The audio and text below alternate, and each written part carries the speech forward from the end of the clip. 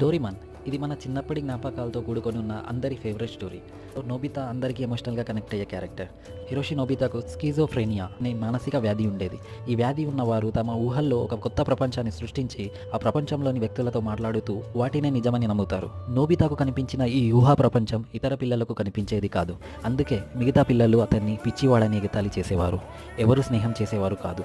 ఏమీ చేయలేక ఒంటరితనంతో ఉన్న అతను డోరేమాన్ అనే ఊహా స్నేహితుడిని సృష్టించుకున్నాడు. నోబితా తన అన్ని రహస్యాలు డోరేమాన్తో పంచుకునేవాడు.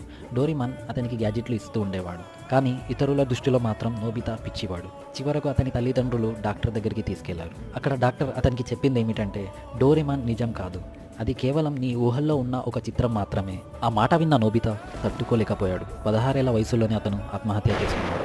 ఫోక్స్ అతని సూసైడ్ నోట్లో ఉన్న చివరి మాటలు వింటే లిటరల్గా ఎమోషనల్ అయిపోతారు. అతని చివరి మాటగా, నా ప్రపంచ లోకాన్ని యాక్సెప్ట్ చేయని ఈ లోకంలో నేను ఒక్క క్షణం కూడా ప్రాణాలతో ఉండదలుచుకోవడం